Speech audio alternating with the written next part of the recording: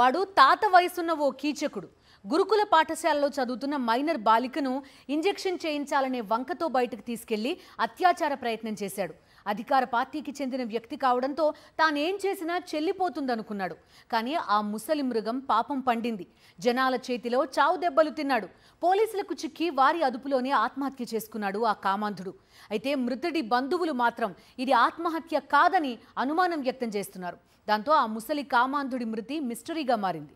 కాకినాడ జిల్లా తుని గురుకుల హాస్టల్లో 8వ తరగతి చదువుతున్న ఓ మైనర్ బాలికపై అత్యాచార ప్రయత్నం చేశాడు కొండవరపేటకు చెందిన టీడీపీ నేత తూటిక నారాయణరావు. 62 నారాయణరావు ఈ నెల 21వ తేదీన హాస్టల్కి వెళ్లి బాలికకు ఇంజెక్షన్ వేయించాలని నమ్మబలికి బయటకు తీసుకువెళ్లాడు. అలా సమీపంలో తోటల్లోకి తీసుకెళ్లి అఘాయిత్యం చేస్తుండగా అక్కడే ఉన్న ఓ స్థానికుడు గమనించి బాలికను రక్షించాడు. దీంతో తాను తుని కౌన్సిలర్ను అని, బాలికకు బాత్రూం వస్తే తోటలోకి తీసుకువచ్చానని స్థానికులను బుకాయించాడు నారాయణరావు. అయితే ఈ తతంగమంతా స్థానికుడు వీడియో చిత్రీకరించాడు. ఆ వీడియో కాస్త వైరల్ కావడంతో కొండవరపేట యువకులు రెచ్చిపోయారు. ఆగ్రహంతో నారాయణరావును పట్టుకుని చావబాదారు. దీంతో నారాయణరావును పోలీసులు అదుపులోకి తీసుకున్నారు. విషయం తెలిసి బాధితురాలి బంధువులు హాస్టల్ వద్ద ఆందోళన చేశారు. నిందితుడిని అరెస్టు చేసి కఠినంగా శిక్షించాలని డిమాండ్ చేశారు. బాధిత బాలిక బంధువుల ఆందోళన నేపథ్యంలో కేసు నమోదు చేసిన తుని రూరల్ పోలీసులు నిందితుడు నారాయణరావును 22వ తేదీ సాయంత్రం 5 గంటలకు అరెస్టు చేశారు. అత్యాచారం, కిడ్నాప్, పోక్సో కేసులు నమోదు చేసినట్లు వెల్లడించారు.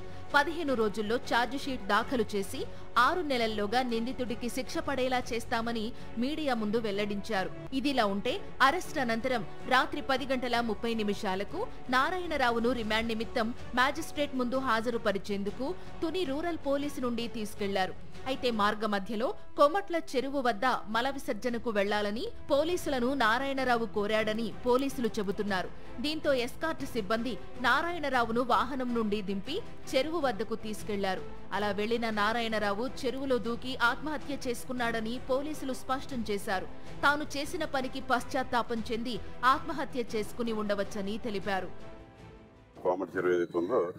అక్కడ ఈ నిందితుడి యొక్క రిక్వెస్ట్ మేరకు వీళ్ళు ఆపారు. బండి ఆపి ఆయనకి సమ్ నేచురల్ కాజ్ అనండి లేదా బహిర్భావం దానికి అవకాశం ఇచ్చారు.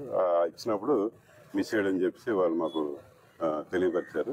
మరి ఆయన పారిపోయాడా, ఎటువైపు వెళ్ళాడు ఏంటంటే వాళ్ళు ఆ చీకట్లో అయితే గమనించలేదు.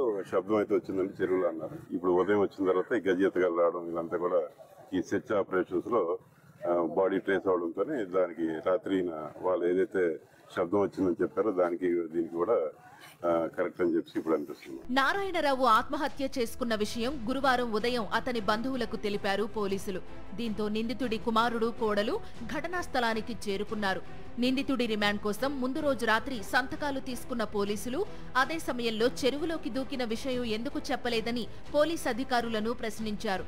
నారాయణరావు ఆత్మహత్యపై అనుమానాలను వ్యక్తం చేశారు. తుని రూరల్ పిఎస్ నుండి కొమట్ల చెరువు వరకు ఉన్న సీసీ కెమెరా ఫుటేజ్ బయటపెట్టాలని డిమాండ్ చేశారు. నిందితుడు నారాయణరావు బాలికను హాస్టల్ నుండి తీసుకువెళ్లిన విషయంపై విద్యాశాఖ అధికారులతో పాటు ఏపీ గురుకుల పాఠశాలల సొసైటీ విచారణ చేపట్టింది.